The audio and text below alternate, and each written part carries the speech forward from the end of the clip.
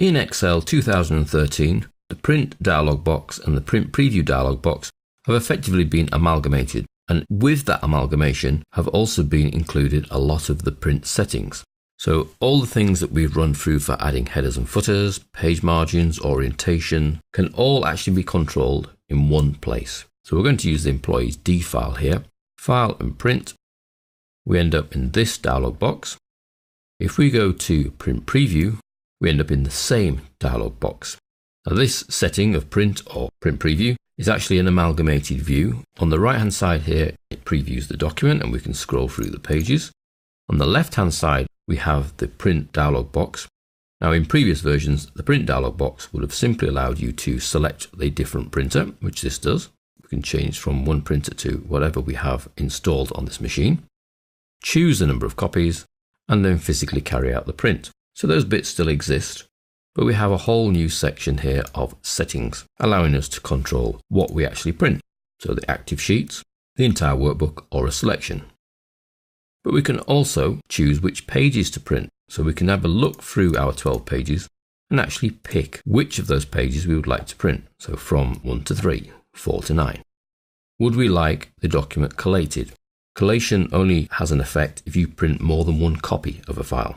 If you print, say, 2 copies, it will print them when collated as pages 1 to 12 and then pages 1 to 12 again, rather than 2 lots of page 1, 2 lots of page 2, 2 lots of page 3. We can also control the orientation from in here, between portrait and landscape. So instantly seeing what that does to the print preview. So instead of having to do it on the page layout menu, we do it in here and we can see the immediate effect. The same with the page size. We can change that in here and see the immediate effect. We can change the margins in here and see the immediate effect. These are the same settings that you get from the page layout ribbon. Normal, wide, narrow, or into custom. We can control the scaling from within this same dialog box. So you can see we can fit sheet on one page. So that forces the width and the height to 1 and 1 and will squash 12 pages into one. Fit all the columns on one page. So we're telling it to shrink the width to one page. Fit all the rows on one page. In that case, we're trying to tell it to fit the height onto one page. Or no scaling, which is the default. So we can scale from the same dialog box. We don't have to go to the ribbon again. We can also access through the little link here, page setup. From here, we can control the scaling as a percentage as opposed to the little fit option. We can change the paper size and the print quality. We can control the orientation. We can control the margins. So rather than just the drop down of thin, wide and normal, we can come here and make individual settings. We can control header and footer, all from within the same print preview section.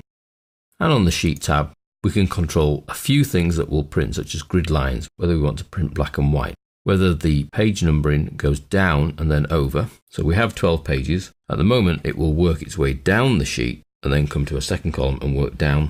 Or we can go over and down, in which case it will work across the rows first and then come down to page whatever we're up to and go across again. The only things that you cannot control from within page setup from the print preview area is you cannot set your print area and you cannot set the rows or the columns that repeat. Notice that these are grayed out. They would have to be set from when you're in the file itself from the page layout ribbon. But everything else we can control. On the print preview side, you see down the bottom right 2 icons. If we choose the left-hand icon, this displays the margins and actually allows you to adjust them. So I can graphically adjust the margins. Don't forget that although we're looking at page 1, we are controlling the margins for the whole document. So we control the left-hand margin, we can control the right-hand margin. We can control the top margin and the header section. So the area between that bar and that bar is your header. So if you narrow up that too much, you haven't got much header. And the same at the bottom. We have one bottom bar that will take you down as far as it can for the bottom margin, and then one that allows a bit of space for the footer. So if you're not using headers and footers, you could drag that space right down to 0, forcing more content onto the page. So now we can see record with ID 38, whereas before we could only see up to 36. So that's just by turning on the margins in the print preview side, and we can turn them back off by clicking the icon again. So they're just an on-off option. Now with the margin showing, you can actually adjust the column widths in this print preview as well.